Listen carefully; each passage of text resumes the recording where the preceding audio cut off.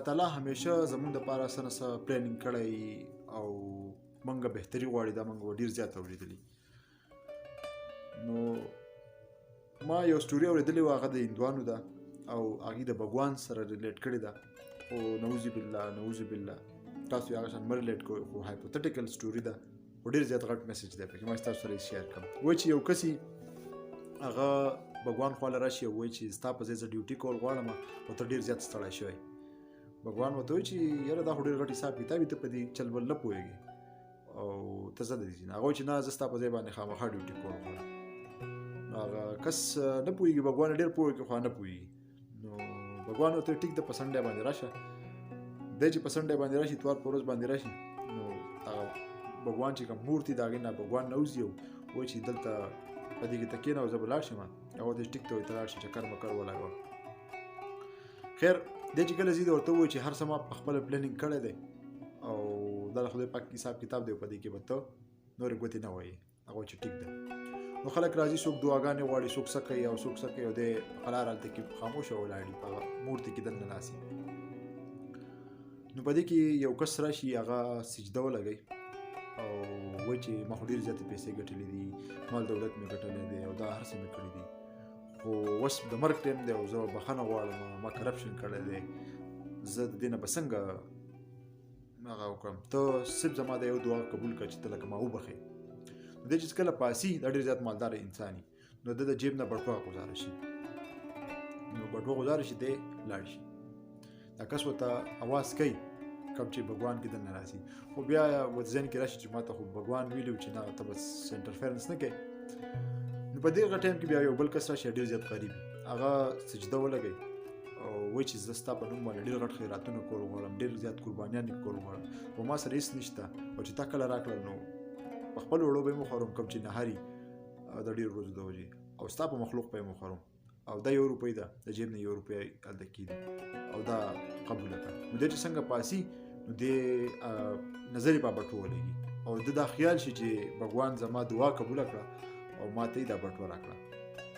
دا بټوه راواخلي او خوشحاله شي چې بس ځم او خپل بچو له او دې سره چې کوم یتیمانان وي او باندې ورته خوراک وخورم او ور روان شي. نو په دې کې دا بګوان کې چې کوم کس ناست دی بیا اواز کوي خو بیا چپ شي چې لکه دا خو په دې کې یو درېیم کس راشي او سجده ولګوي هغه دا سوال وکړي چې زه په یو ټریپ باندې روان یم بل دنیا ته ځم او ته ما په ټایم باندې ورسې او بیا مې نه ته ما واپس خامخا واپس راورسې ځکه چې زه خپل زوی واده اټینډ کول غواړم ضروري ده او چې دی نو هغه زه خامخا اټینډ کوم. نو په دې کې چې کوم اولنی کس سره د پولیسو راشي او وایي چې دا کس ته زما نه بټوه راکړه شوې ده ده به پټه کړي. هغه چغې وباسي چې زه د بټوې نه څه خبر یم هغه وایي چې نه دا به پټه کړي او دی راونیسي جیل ته وړي. نو په دې کې چې کله وړي دی چغې وایي زه نه یم په دغه ټایم کې یاره بګوان نور صبر ونه کړي وایي چې هلکه دغه کس نه دی چې دغه کس نه دی خو بټوه خو بل کس وړې ده.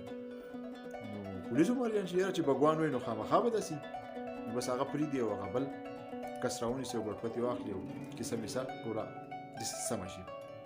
خیر بګوان ماښام راشي درته وایي چې څه شي دی یاره خلک تو راتلو نور خو ما څه نه دي کړی خو دغه چل مې کړی.